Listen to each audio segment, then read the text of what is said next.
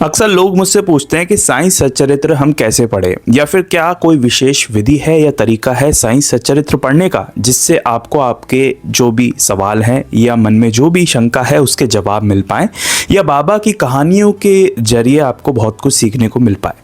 देखो, साइंस सच्चरित्र पढ़ने का सबका तरीका अलग अलग होता है, और मैं पहले बता दूं कि सबका एक अपना एक तरीका होता है। मैं किसी भी तरीके को गलत या सही नहीं बता रहा, लेकिन मेरे खुद अपने सोचे हुए आजमाए हुए 5 ऐसे तरीके मैं आज आपको बताने जा रहा हूं, जिसको अगर आप अपने पढ़ने के तरीके में लागू करेंगे तो आपको अपने सवालों के जवाब तो मिलेंगे ही, लेकिन साथ ही में बहुत कुछ सीखने को मिलेगा। चाहे आप साइंस सच्चरित्र पढ़िए या कोई भी ग्रंथ पढ़िए, उससे आपको पूरी तरीके से अगर कुछ समझना है तो ये 5 तरीके आपके हमेशा काम आएंगे। जल्दी से शुरू करते हैं। पहला तरीका है रीड इन अ पैटर्न। एक पैटर्न में पढ़िए। चाहे आप कोई भी ग्रंथ पढ़ रहे हो या साइंस सच्चरित्र पढ़ रहे हो तो उसको एक पैटर्न में पढ़िए।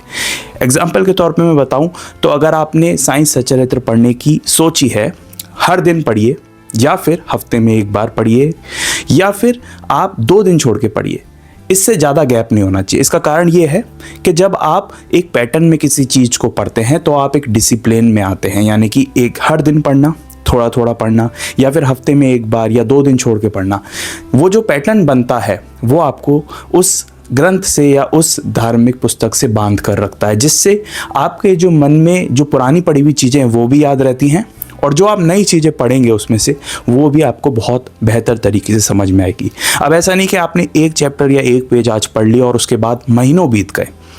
इससे ये होगा कि आप उससे कनेक्शन फील नहीं कर पाएंगे और फिर आपको वो आधे में छोड़नी पड़ेगी। इसलिए कोई भी ग्रंथ या फिर साइंस सच्चरित्र पढ़े तो उसको एक पैटर्न में पढ़िए। भले हर दिन पढ़िए, 2 दिन छोड़ के पढ़िए या हफ्ते में एक बार पढ़िए, बट उसको एक पैटर्न में पढ़िए, जिससे कि आपका जो कनेक्शन है वो उससे बढ़ पाएगा। और जो सेकंड टिप है, यानी कि जो दूसरा तरीका है, ये सबसे खास मुझे लगता है। आपको पता है कि इंसान का दिमाग वैसे बहुत शक्तिशाली है, लेकिन बड़े बड़े जो कैलकुलेशंस होते हैं, बड़ी बड़ी चीज़ों को समझने के लिए ही आज की डेट में या आज से कुछ सालों पहले जो है वो पेन और पेपर का आविष्कार हुआ होगा। तो वो जो आविष्कार किया गया होगा वो पेन और पेपर का इसलिए किया गया होगा ताकि हम चीज़ों को और अच्छी तरीके से समझ पाएँ। और ये मेरा एक अपना तरीका है। आप साइंस सच्चरित्र या किसी भी ग्रंथ को पढ़ने बैठें तो अपने पास एक डायरी मेंटेन कीजिए, जिसमें एक पेन लेकर बैठिए, और जब उस ग्रंथ को आप या साइंस सच्चरित्र को आप पढ़ रहे होंगे तो उससे आपको क्या क्या समझने को मिल रहा है वो भले ही शॉर्ट में या नोट्स में या फिर मैप के जरिए आप उसको लिखिए उस डायरी में। ये बहुत खास चीज़ है। भले ही आपको एक छोटी चीज़ लग रही होगी, लेकिन आप नोट्स बनाइए। आप सोचेंगे कि हमको स्कूल या कॉलेज में तो नहीं है कि नोट्स बनाए, लेकिन ये बहुत ज़रूरी है।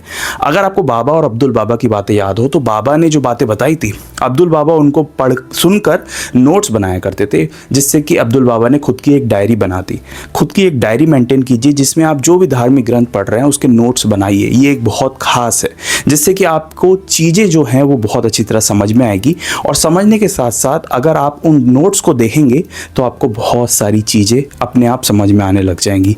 और ये मेरा एक विशेष विधि है कि नोट्स जरूर बनाइए जो भी आप पढ़ रहे हैं। तीसरा तरीका ये है कि अपनी जो गति है पढ़ने की, किसी से होड़ मत कीजिए। कोई कहता है कि मैंने एक दिन में पूरी साइंस सच्चरित्र पढ़ दी, कोई कहता है मैंने 1 महीने में पढ़ी। तो आपकी जो स्पीड है आप उसी से चलिए, क्योंकि पढ़ना इंपॉर्टेंट नहीं है, आप उसको पढ़ के कितना समझ पा रहे हैं वो ज़रूरी है। और हमारा मेन उद्देश्य, मेन एम यही है कि हम किसी चीज़ को पढ़ के कितना अपनी ज़िंदगी में लागू कर सकते हैं। तो सिर्फ पढ़ना नहीं है, आप उसको पढ़ते जा रहे पढ़ के बंद करके रख दिया, ना उसमें से कुछ समझे, ना बाबा क्या कहना चाह रहे हैं या फिर हेमाड पंत जी क्या समझाना चाह रहे हैं वो आप समझे। तो ऐसा नहीं होना चाहिए। आप धीरे धीरे पढ़िए, किसी से कोई बराबरी नहीं है। भले एक पेज एक दिन में पढ़िए, लेकिन वो जो पेज पढ़ा है वो आपको समझ में आना चाहिए कि असल में उस कहानी के माध्यम से बाबा या हेमाड पंत जी आपसे क्या कहना चाहते हैं। तो इसलिए मैं ये कहता हूँ, स्पीड से ज़्यादा फोकस ये रखिए जो भी आप पढ़ रहे हैं वो आपको समझ में आए। चौथा तरीका जो सबसे खास साइंस सच्चरित्र पढ़ते वक्त याद रखना है वो है रिपीट। आपने एक बार साइंस सच्चरित्र पढ़ दी और आपने ऐसा माना कि आपने साइंस सच्चरित्र तो पूरी पढ़ रखी है, आपको इसको दोबारा पढ़ने की ज़रूरत नहीं। यहीं आपने गलती कर दी। बार बार पढ़िए, जितनी बार हो सकता है उतनी बार पढ़िए, क्योंकि कोई लिमिट नहीं है। एक बहुत इजी एग्जांपल मैं आपको बताऊं कि आप किसी भी पिक्चर को, किसी भी बातों को अगर आप सुनते हैं या फिर आप कोई डॉक्यूमेंट्री देखते हैं, तो जितनी बार उसको देखेंगे उतनी बार आपको कुछ नया समझ में आता है। तो मैं इसलिए कहता हूँ साई सच्चरित्र एक बार पढ़ने की पुस्तक या ग्रंथ नहीं है, जितनी बार आप उसे पढ़ेंगे हर बार आपको कुछ नया ज़रूर मिलेगा। और ये एक बहुत गहरा मैसेज है। सिर्फ एक बार पढ़ के आप ऐसा मत मानिए कि आपने सब कुछ पढ़ लिया है। आप जितनी बार उसे पढ़ेंगे उतनी बार आपको कुछ नया जानने को, सीखने को मिलेगा। यानी कि रिपीट कीजिए पढ़ना, एक बार पढ़ने से नहीं होगा। पांचवा सबसे खास तरीका है विजुअलाइजेशन का, यानी कि जो भी आप पढ़ रहे हैं, चाहे वो बाबा किसी भक्त से मिल रहे हो या फिर बाबा कुछ समझा रहे हो, उसको विजुअलाइज कीजिए, उसको सोचिए, उसको समझिए। एक इमेज बनाइए अपने दिमाग में जो आपको कनेक्शन फील कराएगी, और एक टाइम के बाद जो भी आप सुन रहे होंगे वो आपके आंखों के सामने नजर आने लग जाएगा। तो ये जो बातें हैं ये आपको बहुत गहराई तक समझने पे मजबूर करेगी। और बाबा ने और हेमाड पंत ने दोनों ने ही ये बात कही है, और ये बात हमें जाननी चाहिए कि जितनी गहराइयों में इन कहानियों में झांका जाएगा या जितनी गहराइयों में गोता लगाया जाएगा इन कहानियों में, उतने ही अमूल्य रत्न यानी कि उतना ही सीखने को मिलेगा इस साई सच्चरित्र ग्रंथ से। तो बाबा के से जुड़े हुए जो भी ग्रंथ हैं उनको आप जिस भी तरीके से पढ़िए, अगर आप इन 5 तरीकों को भी अपनाएंगे तो बहुत कुछ सीखने और जानने को मिलेगा।